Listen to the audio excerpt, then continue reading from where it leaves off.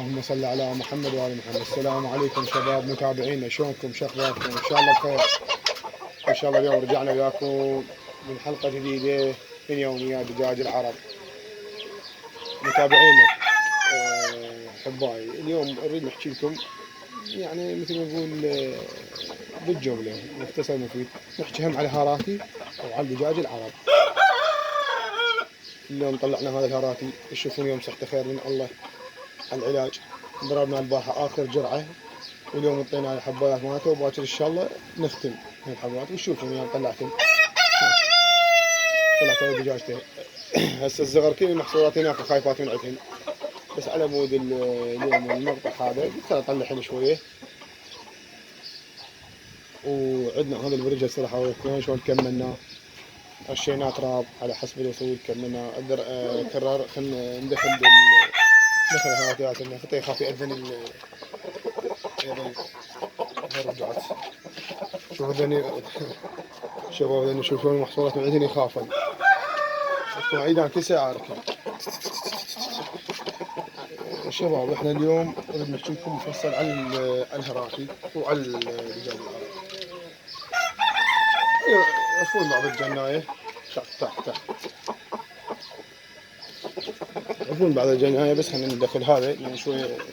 هذا الهراتي تعرفون به بعض الجناية. الهراتي يتربى بخانات، وعادي حتى اذا اكو قاع مفتوحة، لا بس خانات افضل له. بس البارحة رشيناها تراب، شوفوا البارحة كلها رشيناها تراب.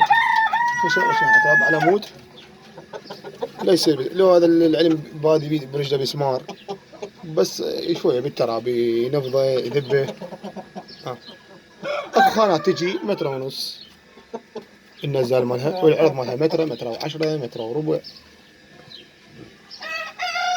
الواجهية مالتها هسه شوف الواجهية مالتها، انا هسه الواجهية مالتي بس انا كبرتها من تقريبا 130 140. شوفوا هاي كملناها. هسه هاي الفتحة مالتهن، هاي التصواحة مال الاكل والماء. يعني شنو الحلو بالخانات هنا؟ لا تصير الاكل يطشر مثل الدجاج العرب، نذبله بالمحصر او نذبله بطاسه مثل ما نقول. لا هذا على هاي قدر فتحه طلع الروسهن ياكلن يشربن مي. تفضلون انتم خانات تسوي النزال مالها. انا افضل يعني متر ونص. هسه انا كل المكان عندي شويه مو واسع، متر ونص. اذا عندك مكانات تسوي خانات متر ونص، والعرض ماله متر وربع محترم، هذا كل زين. اكو بعض الجنان هيك هم داقين خانات فصلي، اكو متر ونص، والعرض مالها متر وعشرة، متر وعشرين. وتركيب حلو هذا احنا نقدر عليه، يعني سوينا عندنا الخشب الزايد وهمنا كرم الله. والقاعية ما تذب ولا داعي تراب، يعني مو الا انجاز تراب افضل. تراب افضل يعني للدجاج الهراتي. اذا عندكم ديك واحد، اذا عندكم خوات يعني فرضا اثنين متوالفات ذبوا ويا اثنين، بس تدرون اذا ما متوالفات اذا تعاركين وحده تاذي الثانيه. هسه ذيك كانت وياها تاذي اختي عفتها، نزلت اجيب ذاك الديك خليتها. هذا شباب هسه هذا كله مؤقت ان شاء الله. هذني شوفوا هسه الدجاج تريد تبيض. هذا نزلته لان عندي الدجاج ذيك اللي فوق الهراتيه كاركه، شو اسمه، قلت خل انزل ويا الدجاجه. ان شاء الله الخانات كلها راح للدجاجات العرب، مال تكريك، مال فروجات، فرخات. اذا تطلع فرخات ذبل هنا وهنا الفوق نسوي الكرار. هاي فوق البحمشة، هاي فوق حدقين بعد عندي بهم بالخانتين، اسوي هنا خانه وهنا خانه. لاني اصعد ذن فوق وذن فوق افضل. قلت لكم الخانات افضل للدجاج الهراتي، لان شو اسمه والعده مكان كبير بعد براحته يريد. بس انا افضل الخانات والجنه، يعني هم هو يعني انتم يجوز تشوفونها يسوون الخانات افضل. خلينا ندنها مثل بنقوس اكو فصوصات، اكو جناح شلون الخشبه اللي قاعدين بين. لا هذا هم عنده كساء. شوفوا هذا صار الطاسه قبل تجي تقعدون هذا متعبك. هذا الاكل وهذا الماء، هذا كلش حلو. الاكل يظل على حطته ياكل، كل ما هاي الطاسه تبرد تترسلهن، ما تترسلهن ماكو اي اشكال بيه. بخصوص المتابعين الديج، لا هسه هذا ما بالششوار، هسه هذا بالششوار احنا الواحد شرحنا عليه. هسه هذا هراكي شوفوا وشطرطايد وشطايد. هذا كرر صور لهم. هذا اول ما جبته وكما يعني مدمه، جمع الظهر هوايه النازلين مثل ما تقول محاركينه. حتى خطيه من كثر الضرب برجله كذا، يعني ما جبته تعبان. يعني انا والله كل ما اقعد الصبح قلت هذا هسه قام لي الحمد لله شكر العلاجات. هسه هذا الاشوار قلت لكم بيت نظفون وجهه زين. اذا عندك هذا ديتول الاحمر وسطله او شاش تفرك وجهه نظفه زين، وحتى اذا طلع تشوف يطلع من وجهه دم عادي. هذا شلون الدم المتخثر بيه او نقول الدم الجامد. هذا التسبيح عوديه كيفك شباب. فهذا شنو تخليه تنظفه كلش. النوم شنو تخليه شويه بين ما ينشف اللي ضرب الهواء العلاج هم مثل ما يقولون يشبع الجرح. وبعدين اذا عندك عصاره هاي الامبسلين مال العيون، او عندك عصاره مال جروح، هم ماكو اشكال بيها، مو الا هاي مال العيون. هي العصاره مال العيون والله مفيده، يعني بسرعه تيبس الجرح. حتى تشوفونه هذا بعد كم يوم خير من الله يطيب. بس هو طايب بس يابس جاي يذبل هذا الجرح. شنو الكره؟ تدور هذا هواي شاطحين عنه. اول شيء فضل قاعد تناظر محمد لا تصير بالمسامير ما يتأذى لان هو ديش ثقيل. اي واذا يذبونه بكمان، اذا عندكم حتى اذا مو الا دجاجتين او دجاجات، حتى اذا عندك 4 دجاجات وشويه بكانه كبير خلوه، بس تكون الدجاجات خوات. اذا مو خواتي يعني تعارك يعني وحده تاذي الثانيه وما تستفاد من هالشيء. الشغله الثانيه بعد تعرفوا انتم الجنه اكو بيهم يعزون الديك. هذا من يريد يخرجونه، هذا من يريد يخرجونه يعزلونه يخلونه ما يا دجاجه، وبعض الاحيان يخلونه يا دجاجه يعني ما بيك التاثير. شباب هاي هسه اعطيته كبسول. هذا شوف ريشه جاي يطلع بعد هذا كله راح تذبه. وهذا الشرح شرح بسيط عن الدجاج العراقي. واستفسار عندكم احنا حاضرين، واي معلومه عندكم احنا تفيدونا بها بالتعليق. عندنا هنا عروبه سميناها عروبه. العروبه عندنا فقست بس ما جاي انا صالحه يعني الورح شنو طلع كتكوت الثانيه عروبه. هسه جاي دخلنا لكم اياها هناك. هي مضربه فراتي، عروبه مضربه فراتي يعني. عندك هاي نوسه، هاي نوسه تريد تبيض. هسه الدجاج العرب متابعينا هاي عندنا ام عروبه. اكررها منين السميه اسمها ام عروبه وشيخانيه. الحاصل شباب عندنا ما شاء الله البحر طلع الكتكوت الثاني والبقيت بعد جواها. بس هي ذيك جوا. انا ليش خليت هاي مؤقته؟ لا اقدر اشيلهن، خاف تقوم من باقي البياض حرامات. هن ظلن هالكم يوم طلعان لون ما طلعان الباقيات نشمرهن. وهسه لنا 2 طلعان قلت لكم البارحه هذا صاير له 3 ايام وهذاك البارحه طلع. هسه نقدر ندخل كان صورنا لكم اياهن. كرر ادخل هاي المتابعين رجعنا وياكم وخاطر عيونكم يوم قلنا ندخل لازم نراكم. هذا شوفوا صاير له 3 ايام وجواها واحد شو اسمه البارحه طلع. شباب هذا هواي شرحنا عنه هواي شو اسمه. انا اكو بعض المتابعين شوف اكو بعض المتابعين المدير 3 ايام تعطيه مي وشكر. هاي هو شرحنا عنه. وهو اكو هسه عالم تعرف اكو خاف مبتدئين خاف ما يعرفون تعطيه مي وشكر. بالمي تعطيه تخلي له شكر ها، او تخلي له دبس ماكو اشكال. تدري ليش؟ هاي 3 ايام اكو وساخه تطلع من بطنه يظل يدرك شو اسمه يدرك. هاي مثل الوساخه ببطنه. ليش يعني ورا 3 ايام نعطيه مي وشكر وبعدين نظل ياكل وبعدين نعطيه لقاح الصره على مود ما ينزل بيها ابو دريج وينسد المقعد ماله خطيه ويموت. فهذا يظل هاي 3 أيام يظل يطلع الوساخة من بطنه، بعدين يشرب مي وشكر عادي، مي وشكر يسوي البطارية خليه بصفر، لأن عنده شوف إنه يكمل باقي البياض، يطلع عن بعد يكمل هاليومين هاي 3 ما كمل بقيات عشان مرحن. فتدرون انتم قلت لكم الوساخة تطلع هاي من بطنه، ولا 3 أيام يشرب هاي المي وشكر على مود أبد ما يصير انسداد من المقعد مالته، وبعدين تطلب من هذا البروتين البنت هاي الناعمة، البنت الناعم. اي لان ما يصير تعطي اي شيء اكل مثل تمن ودقيق كذا، لا ما يصير قبل يصير عنده بضرج، وهذا البنت الناعم شويه يعني قلت لكم ترشونه مي، يعني مو تنقع تبخ، احنا نقول العامة تبخ شويه مي يصير لين ياكل منه. وهذا هو الشرح اللي على الكتاكيت. اول واحد نقطع الكتاكيت، فاول ما 3 أيام تعطي عادي مي ما ياكل ولا يشرب، على مود شنو يظل يطلع الوساخه من بطنه، ولا 3 أيام يشرب هذا المي وشكر او مي وخليه يمشي على مود تنظف بطنه. راح تعطيه هذا البنت الناعم بالكتاكيت وتعزلهن، يعني تزعلين هسه انا شنو ليش جاي ازلهن؟ اريد بس اشوف باقي البياض يطلع، على مود شو اسوي؟ اطحبين واعزلهن بخانه. ماشي متابعينا وانا خادم لكم، اي استفسار عنه شو اسمه ذكرونا بالتعليق، ذكروا بالتعليق وانا خادم لكم. هسه راح نتحول على البرج الثاني. شباب رجعنا وياكم، هسه طلعنا حساني دجاجات. شباب هسه بيجي علينا عندنا لبيبه كاكي،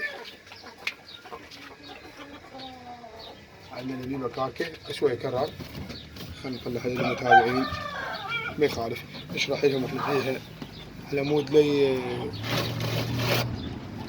يعني بنأكد احنا بالشارع نشرح نوضح هاي الامور. شويه خالي مش خاف ولا قفله لان لا ايه يا بعذرينا مرابلاش احنا شباب راح تقولون ليش خالي اظن المقرنصات هيك حافين بالزاويه. احنا كنا نكرك نخلي هنا نجيب التبن نخليه، فانا مسوي الخانات كبار.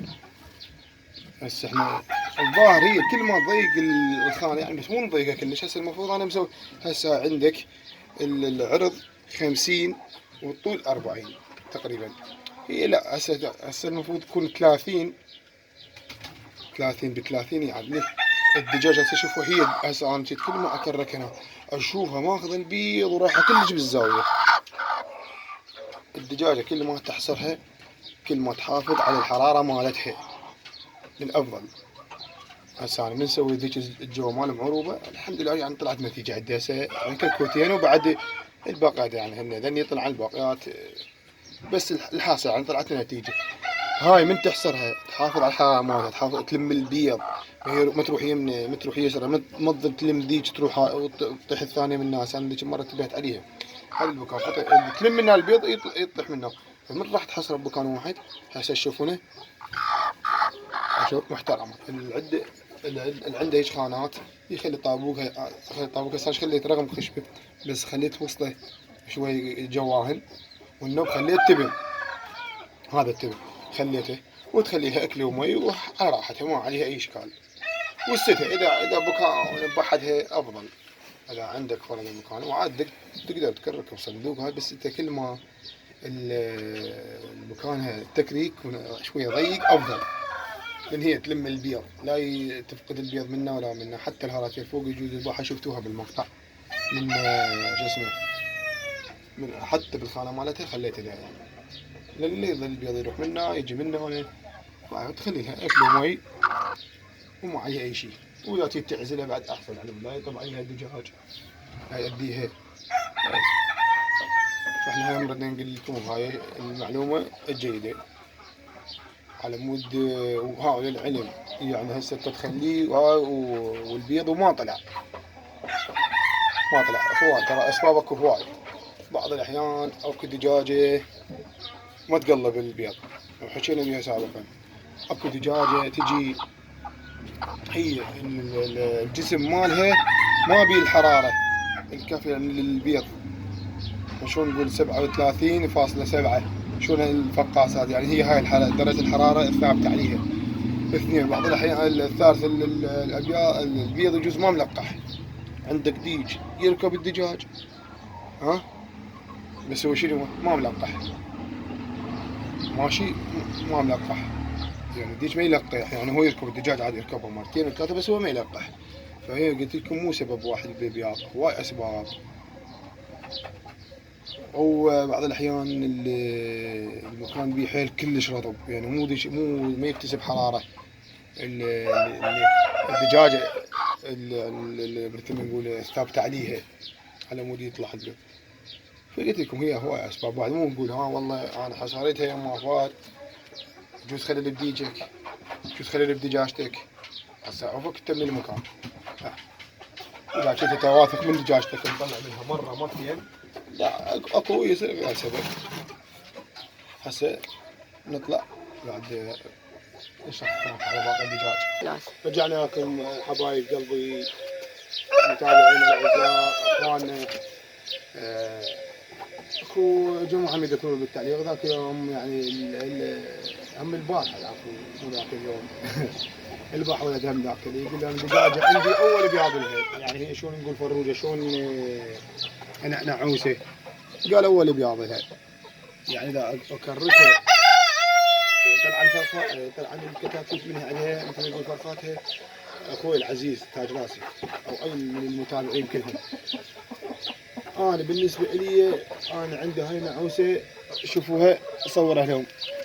انتم اعزائي عندي مو عندي شيء اذا ما اصور لكم. هاي نعوسه اول بياض لها، فانا ما مكركها، تترك واخليهم بياضها جواها. هسه مو الا بياضها، هي هسه اذا عندي دجاجه جديده هم تكرك، انا نسيت ما خليت جوا لبيب من بياضها. هي حاس اذا كنت عندي دجاجه راح اخلي من بياضها واشوفها. طلعان هي ملقحه، ما ادري كذا قاعد تلقح بيها وشوفها. طلعان اول بياض. اثنين هي اذا تكرك ايش عليها بعد الدجاجه، هم جربها خلي بياضها غير بياض عليها وشوفها.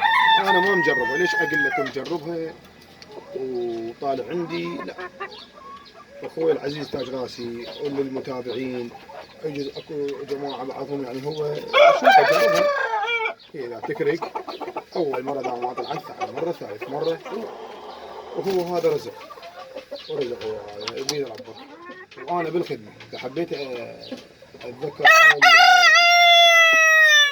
تذكرت هاي التعليق اللي قلت لكم، شوف واحد من المتابعين عفوا قايل بيه، فحبيت اشرح لكم عليه.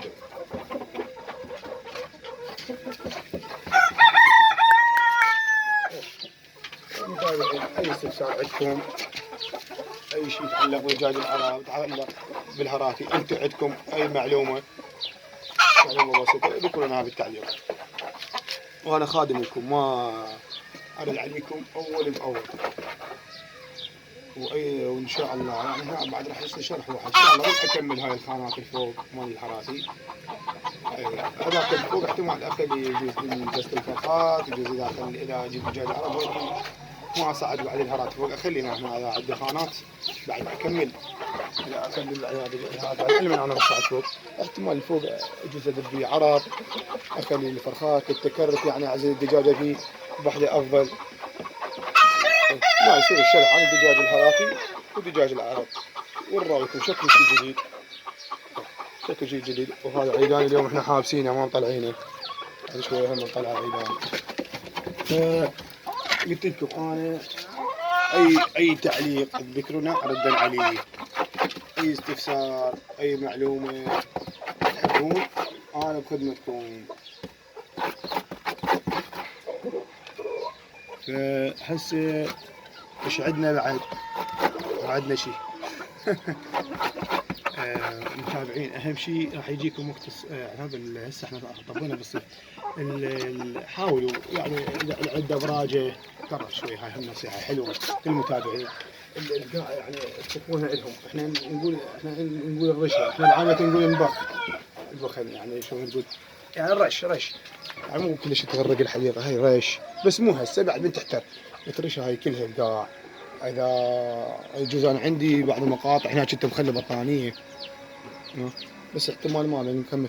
هم هاي البطانية هم تنقحها إذا يروح يجيها هواء بارد. هاي قاعد ترشها رش كذا إلهن. شو هسه شلون هسه نسوي لكم منها. هاي قاعد فيها ترش هسه شوي إلهن يعني المكان بارد. طبعا هذا الدجاج هم يريد شوية برودة.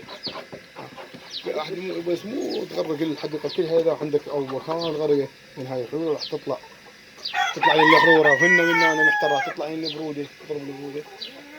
يتمرضن يصير عندهم تنفسية يصير عندهم نشلة. إيه إذا حابين على اليوم أنزل لكم هم مقطع هم أشرح لكم عن التنفسية وأشرح لكم عن. بس إذا تحبون أي شيء أشرح لكم عليه ذكروني بالتعليق قولوا يا بشرح لنا على هذا الشيء. إن شاء الله يكفينا ويكفيكم وفي حياتكم شر الأمراض. أي شيء ذكرونا أنا أشرح لكم عليه. إيه عن خصوص شرحنا لكم على اللقاحات شرحنا لكم على شو اسمه هو قلت لكم التنفسي أي شيء وأنا أي علاج أجيبه أشرح لكم عليه. متابعينا راح نوصل وياكم ختام الحلقة. لا تنسون بالاشتراك تفعيل الجرس واللايك. وأنا خادم لكم أي استفسار ذكرونا إياه بالتعليق. لهنا وراح نوصل ختام الحلقة. نشوف وجهكم خير بالحلقة تجي أو دعناكم.